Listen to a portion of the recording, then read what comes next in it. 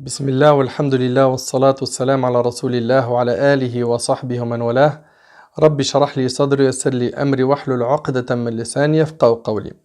Mes chers frères, mes chères sœurs, aujourd'hui, bi'idhnillah, on va traiter un sujet qui fait partie des sujets les plus importants pour notre foi. Ce sujet est avoir une bonne opinion d'Allah subhanahu wa ta'ala. Avoir une bonne opinion d'Allah tabaraka wa ta'ala. Chacun d'entre nous a déjà vécu des épreuves, chacun d'entre nous a déjà vécu des moments durs, et c'est dans les moments difficiles où se manifeste le réel de ce qu'il y a dans ton cœur. C'est-à-dire qu'il y a beaucoup de gens qui prétendent aimer Allah, avoir des bonnes opinions de lui, et quand ils sont touchés par une épreuve, ils s'écroulent. Et on s'aperçoit que finalement c'était des prétentions, mais la réalité est tout autre. On entend « j'aime Allah », je sais qu'il est miséricordieux, je sais qu'il va me soulager de mon épreuve, etc. Mais quand on regarde dans le réel, notre comportement montre l'inverse. Certains parmi nous, malheureusement, pensent du mal d'Allah dans les moments d'épreuve. Certains parmi nous, malheureusement, quand ils sont dans le four de l'épreuve, ils voient tout sombre. Et ils ont oublié Allah tabaraka wa ta'ala. Et ça, wallahi, c'est quelque chose qui fend le cœur. Donc, ahbab el-karam, nous, en tant que croyants, on doit toujours avoir une bonne opinion d'Allah tabaraka wa ta'ala. C'est une obligation religieuse. Tu n'as pas le droit en tant que croyant de penser du mal de ton Seigneur, d'avoir une mauvaise opinion de lui. Allah tabaraka wa ta'ala nous dit « Wa rahmati wasi'at kulla shay' fasa'aktubuha lilladhina yattaqoon wa yu'tuna az-zakata walladhina hum bi ayatina yu'minun » Et ma miséricorde embrasse toute chose. Je la prescrirai à ceux qui me craignent, acquittent la zakat et ont foi en nos signes. Également, Allah tabaraka wa ta'ala nous le rappelle dans Surat Yusuf. Il nous dit subhanahu wa ta'ala innahu la yay'asu min rawhillah illa al-qawmul kafirun. Ce sont seulement les kuffars qui désespèrent de la miséricorde d'Allah. Le croyant, il a toujours espoir en Allah, même s'il a fait beaucoup de péchés, même s'il a un passé sombre. Le croyant, il a toujours espoir en Allah, même dans les difficultés les plus grandes. Le croyant sait au fond de lui, quand il est éprouvé, qu'il y a une sagesse dans cette épreuve, qu'il y a un bien et que la délivrance approche. Ahbab el-Karam, le croyant, lui, est toujours là à espérer du bien de son Seigneur. Le croyant espère toujours le bien de son Seigneur. Il n'y a que les mauvais, il n'y a que les égarés, il n'y a que ceux qui se sont détournés d'Allah subhanahu wa ta'ala qui ont une mauvaise opinion d'Allah tabaraka wa ta'ala. Allah tabaraka wa ta'ala dit également وَمَنْ يَقْنُتْ مِنْ رَحْمَةِ رَبِّهِ إِلَّا الضَّالُّونَ. Il dit et qui désespère de la miséricorde de son Seigneur sinon les égarés. Ceux qui ne connaissent pas Allah ont une mauvaise opinion de lui. Ceux qui le connaissent pensent du bien de lui. Un point très important, c'est qu'est-ce qu'avoir une bonne opinion d'Allah? C'est que tu saches, toi, quand tu es dans une épreuve, que celui qui t'a éprouvé est le sage, le miséricordieux, celui qui est capable de toutes choses. Garde en tête, mon frère ainsi que toi, ma sœur, que quand Allah Azzawajal t'a mis à l'épreuve, il n'a pas voulu par cela te faire périr, ni te châtier, ni te faire du tort. Non. Allah tabaraka wa ta'ala, par cette épreuve, il veut te tester, t'évaluer. Le paradis, tu ne l'auras pas gratuitement. Tu vas devoir passer des tests. Pourquoi? Pour que ressorte de toi le concret de ta foi. Est-ce que tu es patient? Est-ce que tu es reconnaissant? Est-ce que tu es satisfait de l'épreuve? Et là, c'est vraiment un haut degré. Ou est-ce que, au contraire, tu vas être quelqu'un de mauvais? Dans un hadith rapporté par l'imam al-Bukhari et Muslim, Abu Huraira radiyallahu anhu, il rapporte que le prophète sallam a dit, Allah le Très-Haut a dit. Donc c'est un hadith qudsi. Allah tabaraka wa ta'ala, il dit, je suis en conformité avec l'idée qu'a mon serviteur de moi. Subhanallah. Dans l'explication de ce hadith, dans Umdatul Qari, il nous dit si le serviteur pense qu'Allah va lui pardonner, qu'il va lui faire miséricorde, il aura cela. Et s'il pense qu'Allah va le punir, eh ben, il aura ce à quoi il a pensé. C'est pour ça, pense du bien d'Allah afin de récolter du bien de sa majesté. Allah tabaraka wa ta'ala nous dit dans ce hadith, je suis en conformité avec l'idée qu'a mon serviteur de moi. Je serai avec lui s'il m'invoque. S'il m'invoque en son fort intérieur, il fait du dhikr, je me rappellerai de lui en mon fort intérieur. Tu auras des récompenses. Tu auras des récompenses et la miséricorde divine. Allah Tabaraka wa Ta'ala dit par la suite, s'il me mentionne en public, je le mentionnerai devant un public plus digne encore, c'est-à-dire devant les anges. T'imagines, Allah subhanahu wa ta'ala, il va parler de toi aux anges. Allahu Akbar. S'il s'approche de moi d'un empan, je m'approcherai de lui d'une coudée. Va vers Allah, Allah il t'ouvrira toutes les portes qui mènent à lui. Approche-toi d'Allah. Je sais qu'il y en a qui se disent, c'est trop compliqué mon frère. Tu ne sais pas ce que j'ai fait comme péché dans ma vie. Pour moi, revenir vers Allah, c'est trop compliqué. Mais fais des efforts. Va vers Allah, tu verras ce qu'Allah subhanahu wa ta'ala va t'accorder. Il va t'accorder beaucoup, beaucoup. S'il s'approche de moi d'un empan, je m'approcherai de lui d'une coudée. Et s'il s'approche de moi d'une coudée, je m'approcherai de lui d'une brasse. S'il vient vers moi en marchant, j'irai à lui d'un pas accéléré. C'est rapporté par Bukhari et Muslim. C'est-à-dire, fais donc les causes pour aller vers Allah, Allah te facilitera toutes les causes qui mènent à lui. Taïb, une question qui est très importante. À partir de quand on peut dire qu'une personne a une bonne opinion d'Allah? C'est très important ça. Il va falloir qu'on se mette d'accord sur pas mal de définitions afin qu'on sorte de ce rappel avec une bonne compréhension de ce point qui est avoir une bonne opinion d'Allah. Taïb, quand est-ce qu'on peut dire qu'une personne a une bonne opinion d'Allah? Vous écoutez attentivement s'il vous plaît et je vous demande Inch'Allah d'enregistrer. Alors, c'est quand le serviteur fait ce qu'Allah lui a imposé, c'est-à-dire il va accomplir sa prière, il va jeûner, il va payer sa zakat, et avec tout ce qu'il est en train de faire, il espère qu'Allah Tabaraka wa Ta'ala va accepter de lui. D'accord? Je veux que vous compreniez bien cela. C'est celui qui va faire les bonnes actions, il fait les bonnes actions, et il a espoir en Allah Tabaraka wa Ta'ala. Par contre, avoir espoir en Allah subhanahu wa ta'ala et ne pas pratiquer sa religion, ça s'appelle suivre ses passions. Ça s'appelle être quelqu'un de feignant, de paresseux, qui ne veut pas retrousser ses manches et se mettre au travail, à faire les bonnes actions. Selon Shaddad ibn Aws radiyallahu anhu, le prophète sallallahu alayhi wa sallam a dit, l'intelligent est celui qui se remet en question et qui œuvre pour ce qui vient après la mort. Ça c'est l'intelligent. L'incapable, c'est celui qui laisse son âme suivre ses passions, qui a beaucoup d'espoir alors qu'il n'agit pas en conséquence. Il n'agit pas en conséquence pour être sauvé dans l'au-delà. Et c'est rapporté par Tirmidhi. On a beaucoup de gens malheureusement qui ont espoir en Allah mais qui n'œuvrent pas. À cela on leur dit, réveillez-vous. Réveillez-vous et mettez-vous à pratiquer la religion. Donc toute personne qui va avoir une bonne opinion d'Allah mais qui persiste dans le péché, et bien cette personne-là, qu'elle sache qu'elle s'attire la colère d'Allah subhanahu wa ta'ala et que tu peux finir châtié yawm al-qiyamah. Al-Hasan al-Basri rahimallah, il a dit, il y a des gens qui ont été distraits par les espoirs jusqu'à ce qu'ils sont sortis de cette dunya sans avoir de bonne action. Parmi eux, certains disent, c'est Al-Hasan al-Basri qui dit toujours, hein, parmi ces gens insouciants, certains disent, moi j'ai une bonne opinion d'Allah. Wa kadhab, Al-Hasan al-Basri dit, et il ment. Car s'il avait une bonne opinion d'Allah, il aurait fait des bonnes actions. Law ahsana adh-dhann la ahsana al-amal.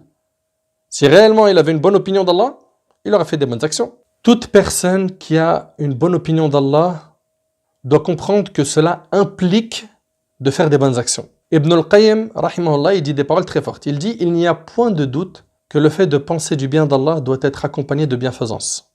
Le bienfaisant pense du bien d'Allah, que ce dernier, donc Allah, va le récompenser, qu'il ne manque jamais à sa promesse, qu'il va accepter le repentir. Quant à la personne éloignée d'Allah, qui persiste dans les grands péchés, l'injustice et les désobéissances, ces péchés, l'injustice et les actes interdits qu'il commet l'empêchent de penser du bien d'Allah. Subhanallah. Dans un hadith Qudsi, Anas radiyallahu anhu, il rapporte que le prophète sallallahu alayhi wa sallam a dit, Allah subhanahu wa ta'ala a dit, ô fils d'Adam, tant que tu m'invoques et que tu espères en moi, regarde bien, tu invoques Allah et tu espères en lui. Je t'absoudrai malgré ce qui s'est produit de toi et je ne m'en soucierai pas. C'est-à-dire, tant que tu invoques Allah et que tu as espoir en lui, Allah il va te pardonner tes péchés sans se soucier de leur nombre. Ô fils d'Adam, si tes péchés ont atteint les nuages du ciel et que tu me demandes de t'absoudre, je t'absoudrai et je ne m'en soucierai pas. Ô fils d'Adam, si tu viens à moi avec la contenance de la terre comme péché, imagine quelqu'un qui rencontre Allah avec la contenance de la terre comme péché. et que tu me rencontres sans m'associer personne, je t'apporterai sa contenance comme absolution, et c'est rapporté par Tirmidhi. Ici, ce qu'il faut comprendre, c'est que le croyant, il doit avoir espoir. Mais est-ce qu'il doit avoir espoir seulement? Non. L'adoration doit se faire de la manière suivante. Tu es comme un oiseau qui a une aile à droite qui s'appelle l'espoir, une aile à gauche qui s'appelle la crainte d'Allah. Et le tout est piloté par la tête qui est l'amour d'Allah subhanahu wa ta'ala. Donc on adore Allah subhanahu wa ta'ala avec espoir, avec crainte et avec amour. Ok? Comme un oiseau. Une aile, c'est l'espoir d'obtenir sa miséricorde et son pardon. La crainte qui va t'aider à t'écarter des péchés, et l'amour. Tout est piloté par l'amour que tu as pour Allah subhanahu wa ta'ala.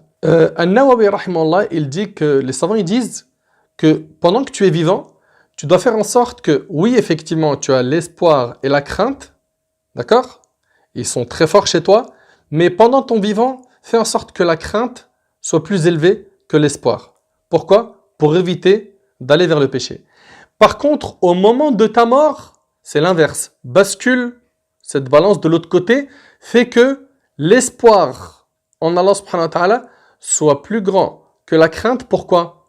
Pour que tu aies une bonne opinion d'Allah au moment de ta mort.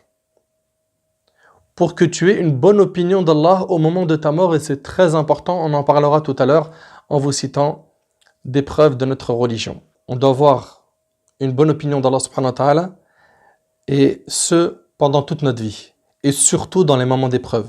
J'ai perdu quelqu'un dans ma famille. J'ai quelqu'un qui est tombé gravement malade. Je viens de perdre un enfant. Je viens de perdre mon emploi. Je viens de perdre mon époux ou mon épouse par un décès. Eh bien, il va falloir que pendant le moment de l'épreuve, tu continues à pratiquer ta religion comme un vrai musulman, comme une vraie musulmane. Et je l'ai dit au début de ce rappel, que c'est au moment de l'épreuve que ce qui est au plus profond de ton cœur va sortir. Une vraie foi solide ou une foi qui est catastrophique, fracassée, qui va te faire des péchés, qui va te faire prononcer des paroles qui mettent en colère Allah pendant le moment de l'épreuve. Au moment de l'épreuve, il faut continuer à avoir une bonne opinion d'Allah subhanahu wa ta'ala. Ne désespère jamais et garde en tête que celui qui t'a éprouvé, c'est Allah. Pourquoi? Pour t'élever en degré. Pourquoi? Pour que tes péchés soient effacés. Pourquoi? Peut-être que ça a été fait pour t'écarter un mal encore plus grand. Et le prophète sallallahu alayhi wa sallam a dit, dans le hadith qui est rapporté par le Bukhari selon Abu Huraira, celui à qui Allah veut du bien se voit touché par des malheurs. Par des malheurs. Les prophètes, ils ont été touchés par des malheurs. Et on va raconter pas mal d'histoires, Inch'Allah, dans ce rappel. Et vous allez voir qu'ils ont toujours gardé une bonne opinion d'Allah subhanahu wa ta'ala. Je veux aussi que tu gardes en tête qu'Allah tabaraka wa ta'ala dit wa iyamsaska Allahu bidur fala kashifa lahu illa hu. Et si Allah fait qu'un malheur te touche, nul autre que lui ne peut l'enlever. Ça, c'est dans le Coran. Et si Allah fait qu'un malheur te touche, nul autre que lui ne peut l'enlever. Et s'il fait qu'un bonheur te touche, c'est qu'il est omnipotent. Et selon Anas radiallahu anhu, le prophète a dit, quand Allah veut du bien de son serviteur, vous écoutez attentivement s'il vous plaît, il lui accélère son châtiment dans ce bas monde. Qu'est-ce que tu en penses? Quand Allah il veut du bien de son serviteur, il lui accélère son châtiment dans ce bas monde. Ça veut dire quoi en deux mots? Ça veut dire que tu vas avoir beaucoup d'épreuves dans cette vie. Pourquoi? Pour ne pas en avoir après ta mort. Et quand il veut du mal de son serviteur, il s'abstient de le châtier pour sa faute jusqu'à ce qu'il en reçoive sa punition entière le jour du jugement. Tu préfères quoi? Tu préfères payer de lourdes factures ici, et je dis pas que c'est facile, et ne pas en avoir après ta mort? Ou est-ce que tu préfères payer plein pot après ta mort, des factures comme ça? Le prophète sallallahu a dit, la grandeur de la récompense va de pair avec la grandeur de l'épreuve. Allahu Akbar. C'est-à-dire quoi? Plus l'épreuve elle est grande, plus ta récompense elle est grande. Et le Nabi sallallahu dit, yubtal ar-rajul ala qadri dinihi. L'homme il est éprouvé en fonction du degré de sa foi. Je viens de me convertir à l'islam, ou je viens de me repentir et je viens de rentrer dans la religion. Mes épreuves, alors il faut garder en tête qu'elles seront supportable. Pourquoi? Parce qu'Allah ne fait pas porter à une âme une charge qu'elle ne peut pas porter. Ça sera peut-être des épreuves qui seront lourdes, ok? Ou légères. Quoi qu'il en soit, à ce moment-là, tiens bon. Et sache que le prophète sallallahu alayhi wa sallam a dit Innama sabr inda sadmatil oula. La vraie patience, elle se manifeste lors du premier choc. C'est là où tu dois vraiment être solide. Et aussi, garde en tête, plus ta foi va grandir, plus l'épreuve va grandir. Le prophète sallallahu alayhi wa sallam, il dit la grandeur de la récompense va de pair avec la grandeur de l'épreuve. Ça veut dire quoi? Ça veut dire que ta foi va augmenter, mais pas que. La récompense également va augmenter car ton épreuve sera lourde à supporter. Le prophète sallallahu alayhi wa sallam, il dit à la suite du hadith, Allah le Très-Haut, quand il aime les gens, les éprouve. Celui qui accepte l'épreuve avec abnégation aura la satisfaction d'Allah. Et celui qui lui oppose son mécontentement, Allah sera mécontent de lui et c'est rapporté par Tirmidhi. Garde en tête 3 choses s'il te plaît. Barakallahu fik. 1. La foi au destin est obligatoire. 2. Il faut obligatoirement patienter au moment de l'épreuve. Et garde en tête, et 3, et ça c'est le 3e point, quand tu es dans l'épreuve, qu'après la difficulté vient la facilité. Et ne tombe surtout pas dans le désespoir qui ne fera qu'empirer ta situation. Ne tombe pas dans le désespoir, ça va te ruiner ta vie. Garde espoir en Allah dans les moments les plus difficiles. Certains musulmans, hélas, et je le dis avec un cœur peiné, attristé, pensent beaucoup de mal d'Allah subhanahu wa ta'ala. Et ils adoptent le comportement de certains kuffars et d'hypocrites quand ils sont dans l'épreuve. C'est quoi? C'est qu'ils pensent du mal d'Allah. Ibn al-Qayyim, rahimallah, il dit, la plupart des humains, il dit, même la majorité, sauf ceux à qui Allah fait miséricorde, pensent du mal d'Allah. Il dit, la majorité des fils d'Adam pensent qu'Allah les a privés de leurs droits. Pensent qu'Allah subhanahu wa ta'ala l'a lésé, que cette épreuve-là ne devait pas lui être attribuée, mais à quelqu'un d'autre.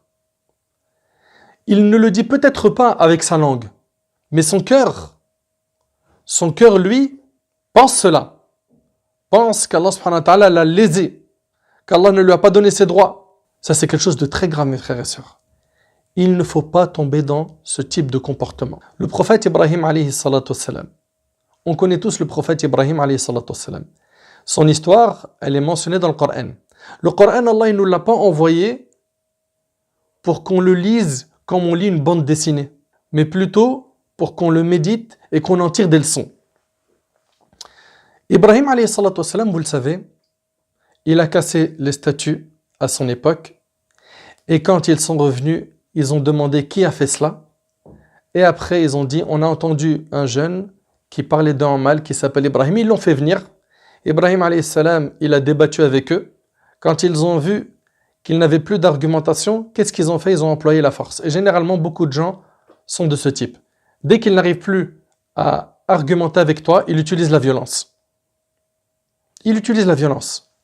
Donc, qu'est-ce qu'ils ont fait? Ils ont demandé à ce qu'un feu soit allumé et que Ibrahim alayhi salam soit jeté dans ce feu par une catapulte. À ce moment-là, Ibrahim alayhi salatu salam, écoutez attentivement, Allah jazikum khair. Il est dans la catapulte. Il va être jeté dans le feu. Moi, je te pose la question. Toi, si tu te retrouves dans la même situation, que tu te retrouves dans un endroit où il y a la guerre, par exemple, et qu'on te prend, on t'attache les mains, on te met dans une catapulte, on allume un feu, et tu sais que dans quelques secondes, tu ne seras plus là. Est-ce qu'à ce moment-là, tu vas penser du bien d'Allah subhanahu wa ta'ala? C'est une question qu'il faut se poser. Est-ce qu'à ce moment-là, tu vas penser du bien d'Allah azza wa jal ou pas? Ibrahim alayhi salatu wassalam, à ce moment-là, il y a l'ange Gabriel, Jibril alayhi salam, qui vient le voir et qui lui dit, est-ce que tu as besoin de moi? Tu as besoin de moi? C'est l'ange Gabriel. Tu leur as dit quoi tout de suite? Bien sûr, délivre-moi, sauve-moi. Non. Ibrahim alayhi salatu wassalam, il a dit, Hasbi Allah wa ni'mal wakil. Allah me suffit et c'est le meilleur protecteur, le meilleur garant. Allah tabaraka wa ta'ala va s'occuper de mon affaire. Puis, dans l'immédiat, Allah tabaraka wa ta'ala dira, Qulna ya nar kuni bardan wa salaman ala Ibrahim. Nous dîmes au feu, soit paix et fraîcheur pour Ibrahim. Allahu Akbar. Et Ibrahim alayhi salatu wassalam n'a pas été brûlé. Dans un hadith rapporté par l'imam al-Bukhari selon Ibn Abbas radiyallahu anhuma, Ibn Abbas il dit, Inna Ibrahim lamma alqahu fi an-nar. Ibrahim, quand il a été jeté dans le feu, il a dit, Hasbi Allah wa ni'mal wakil. Ibrahim alayhi salam a dit, Hasbi Allah wa ni'mal wakil. وقالها محمد عليهما السلام حين قالوا إن الناس قد جمعوا لكم فاخشوهم فزادهم إيمانا وقالوا حسبنا الله ونعم الوكيل. Allahu Akbar.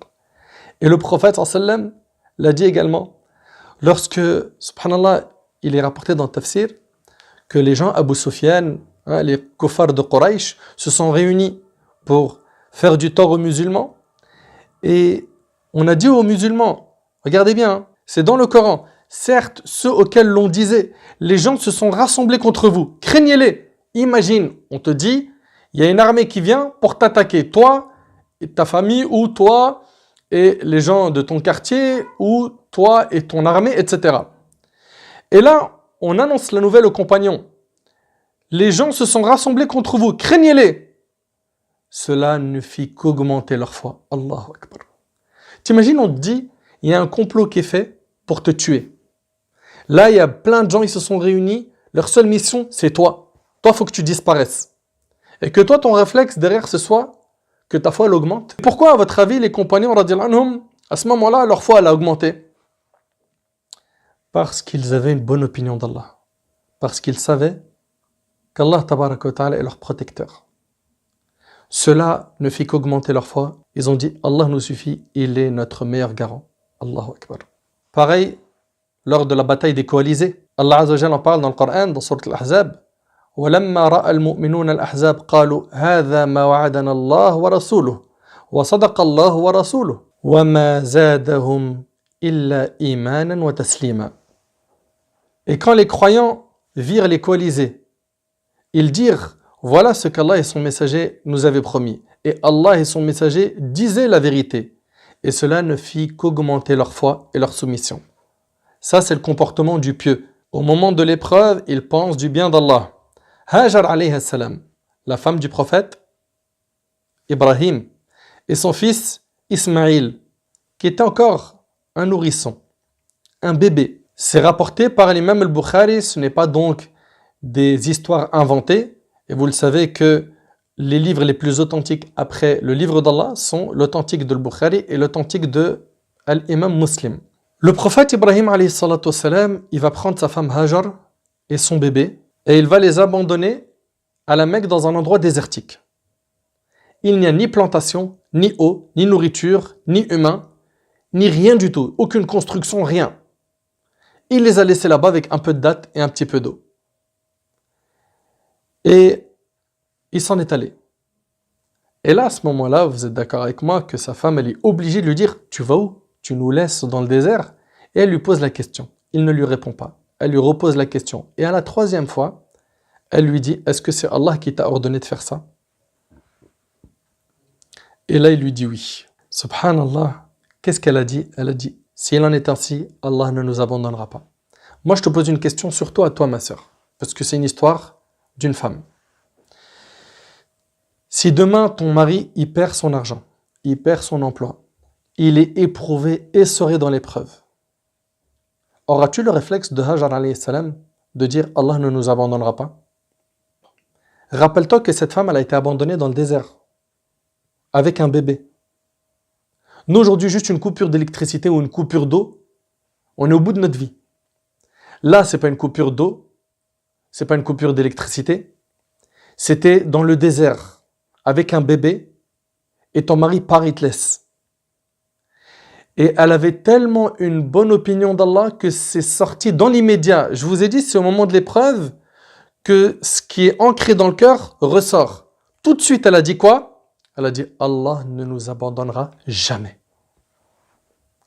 Et malheureusement, on a plein de musulmans et de musulmanes, quand ils sont dans le four de l'épreuve, ils pensent au plus profond d'eux qu'Allah va les abandonner. Le croyant est comme l'or. Quand il rentre dans le four, il ressort plus brillant. Toi, quand tu rentres dans le four de l'épreuve, tu dois ressortir plus brillant qu'avant. Mais malheureusement, on a beaucoup de gens aujourd'hui qui, quand ils rentrent dans le four de l'épreuve, ils en sortent perdants. Ils disent des mauvaises paroles.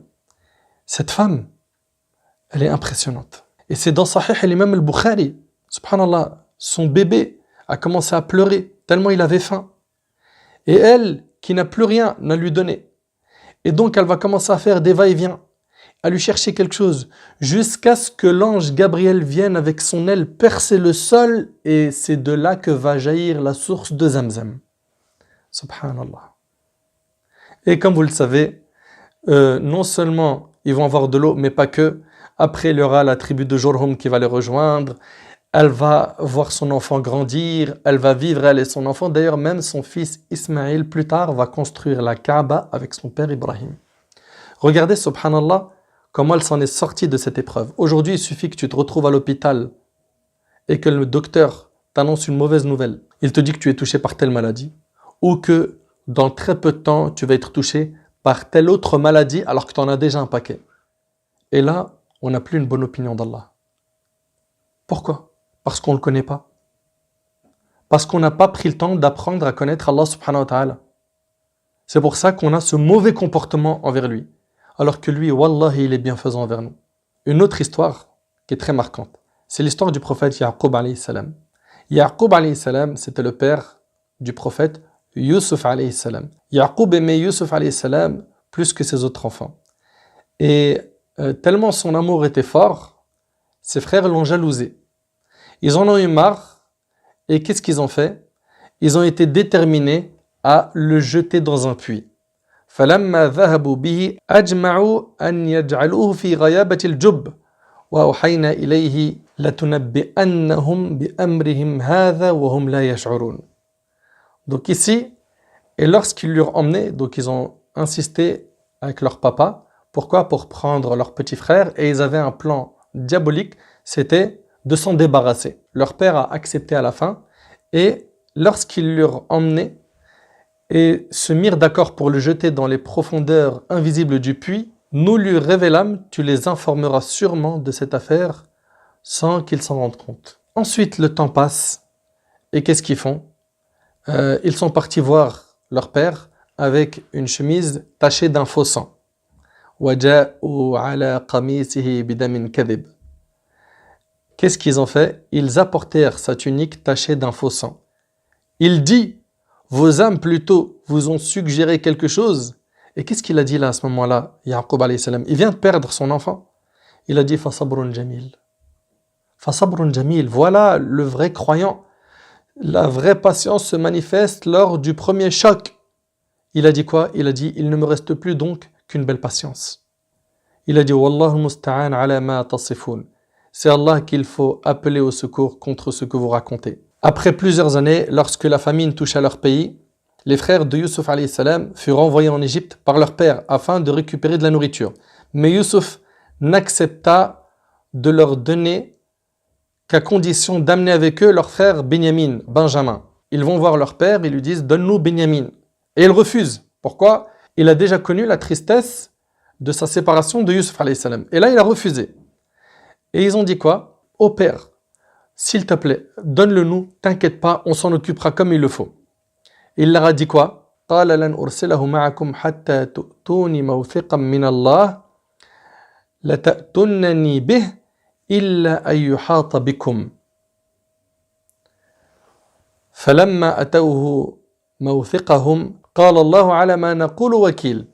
Il leur a dit quoi? Jamais je ne l'enverrai avec vous, jusqu'à ce que vous m'apportiez l'engagement formel au nom d'Allah, que vous me le ramènerez, à moins que vous ne soyez cerné. Lorsqu'ils lui eurent apporté l'engagement, il dit, Allah est garant de ce que nous disons. Lorsqu'il perdit temporairement son plus jeune fils, Benyamin, pourquoi? Parce que quand ils sont partis, Yusuf alayhi salam garda Benyamin. Donc ils sont repartis voir Yusuf alayhi salam, et il a gardé Benyamin, il ne leur a pas donné Benyamin. D'accord? L'histoire elle est assez longue, je résume. Et là, ils se sont dit, comment on va rentrer voir notre père sans Benyamin, sans Benjamin? C'est pas possible. Qu'est-ce qu'on va pouvoir lui dire? Ils partirent voir leur père et ils lui ont dit qu'ils n'ont pas pu revenir avec Benjamin. Il se rappela son chagrin d'avoir perdu Yusuf alayhi salam et se mit à pleurer. Il a pleuré et il a perdu la vue alayhi salam. Essaye d'imaginer la profondeur de cette tristesse qu'a touché Ya'qub alayhi salam. Il a pleuré. Il a perdu Yusuf alayhi salam et il perd Benyamin. Et il pleure, jusqu'à il est devenu aveugle. Allah tabaraka ta'ala il nous dit قال بل سولت لكم أنفسكم أمرا فصبر جميل عسى الله أن يأتيني بهم جميعا إنه هو العليم الحكيم وتولى عنهم وقال يا أسف على يوسف وابيضت عيناه من الحزن فهو كظيم قالوا تالله تفتأ تذكر يوسف حتى تكون حرضا أو تكون من الهالكين قال إنما أشكو بثي وحزني إلى الله وأعلم من الله ما لا تعلمون. Alors Yaqub dit, vos âmes plutôt vous ont inspiré d'entreprendre quelque chose. Et il dit quoi? Oh, belle patience. Il se peut qu'Allah me les ramènera tous les deux. Regardez l'espoir qu'il a en Allah. Il vient de perdre Benyamin après avoir perdu Youssef il y a quelques années. Et il dit, il se peut qu'Allah me les ramènera tous les deux. Voilà l'espoir en Allah dans l'épreuve. Et il a dit, car c'est lui l'omniscient, le sage. Et il se détourna d'eux et dit, que mon chagrin est grand pour Youssef. Et ses yeux blanchirent d'affliction. Et il était accablé. Ils dirent, par Allah, tu ne cesseras pas d'évoquer Youssef jusqu'à ce que tu t'épuises ou que tu sois parmi les morts. Et regardez ce qu'il a dit. Là, il y a une grande leçon. Il a dit, je ne me plains qu'à Allah de mon déchirement et de mon chagrin, et je sais de la part d'Allah ce que vous ne savez pas. En d'autres termes, il avait une bonne opinion d'Allah. Il savait qu'Allah, tabaraka wa ta'ala, le miséricordieux, le clément, allait lui faciliter.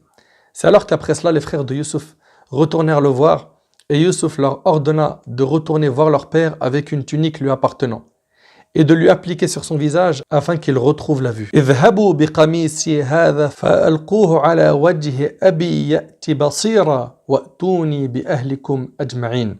Emportez ma tunique que voici et appliquez-la sur le visage de mon père, il retrouvera aussitôt la vue et amenez-moi toute votre famille. Et c'est ainsi qu'après, toute la famille s'est réunie à nouveau. Yaqub alayhi salam a patienté alors que c'était difficile et vous le savez, perdre un enfant, c'est quelque chose de dur, douloureux. Ceux qui en ont perdu peuvent en témoigner. Yaqub alayhi salam n'a pas perdu espoir en Allah subhanahu wa ta'ala. Il a continué à avoir une bonne opinion d'Allah. Notre prophète Muhammad sallallahu alayhi wa sallam, cette histoire vous l'avez entendue je ne sais combien de fois. On ne se lassera pas de vous la raconter. Quand il émigre, il quitte Mecca en compagnie d'Abu Bakr. Abu Bakr, dès qu'il apprend la nouvelle, il pleure de joie parce qu'il va voyager avec son bien-aimé. Ils partent ensemble.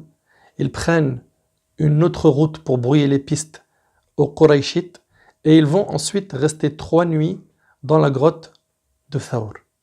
Quand ils vont entendre le bruit des pas des Qurayshites qui s'approchent de la grotte, Abu Bakr va dire, s'ils font un pas de plus, ils vont nous voir.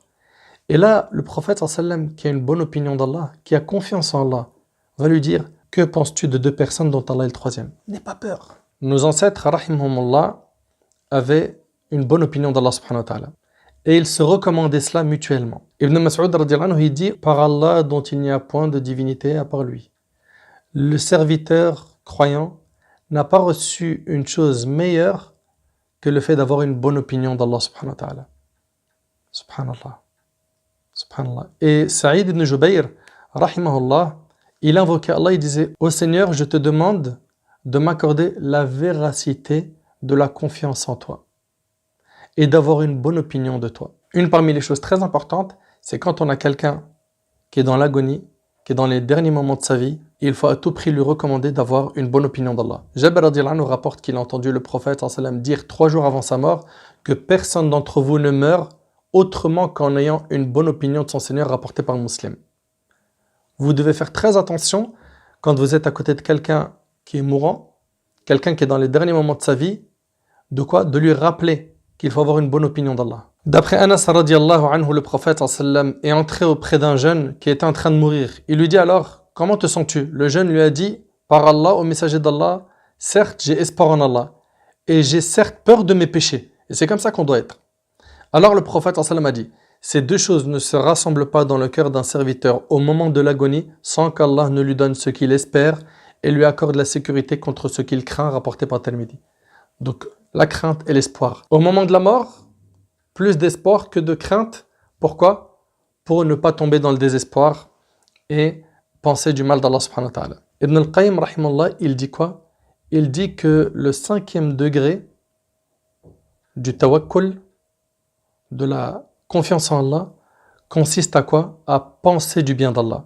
Donc il faut comprendre que c'est lié, c'est attaché. Quelqu'un qui a une bonne opinion d'Allah, forcément il va placer sa confiance en lui. Si toi tu penses du bien d'Allah, Au moment de l'épreuve, au moment de la difficulté, place ta confiance en lui, au Maître, Azza wa Jal. Sois fort dans ta foi et ne faiblis pas. Pour ce qui est des épreuves, des fois, on envoie la sagesse de l'épreuve, des fois, on n'en envoie pas la sagesse. Soumets-toi à Allah subhanahu wa ta'ala, accepte le destin d'Allah subhanahu wa ta'ala. Et rappelle-toi qu'il se peut que l'épreuve efface tes péchés, que l'épreuve te rapproche d'Allah davantage et que tu te repentes de tes péchés. Combien de gens sont revenus à Allah subhanahu wa ta'ala après une lourde épreuve? Également, c'est avec l'épreuve que tu connais qadr al-ni'ma, la valeur des bienfaits que tu possèdes. La santé. Le prophète il a dit ni'matan maghbounun fihima kathirun min an-nas. Dans le hadith de Bukhari rapporté par Ibn Abbas, il a dit il y a deux bienfaits qui ne sont pas appréciés à leur juste valeur, la santé et le temps libre. Pourquoi? Quand on a la santé, on ne remercie pas Allah pour la santé. Tu sais quand est-ce que tu connais la valeur de la santé? Quand tu la perds, quand tu es cloué au lit, quand tu es malade. Très rapidement, comment faire maintenant pour avoir une bonne opinion d'Allah? Premièrement, multiplier les du'as. Multiplier les du'as.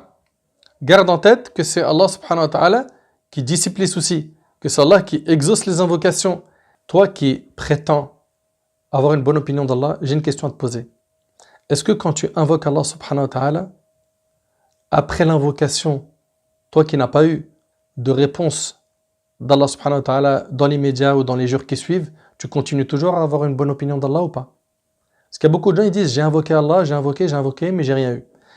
Selon Abu Hurayra radiyallahu anhu, le prophète sallallahu a dit invoquez Allah avec la certitude d'être exaucé. Et sachez qu'Allah n'exauce point une invocation émanant d'un cœur distrait, rapporté par Tirmidhi. Et selon Abu Hurayra radiyallahu anhu, le prophète sallallahu a dit Allah exauce vos vœux tant que vous ne vous montrez pas impatient. C'est quoi être impatient? Vous dites alors j'ai invoqué mon Seigneur et il ne m'a pas répondu, rapporté par Bukhari Muslim.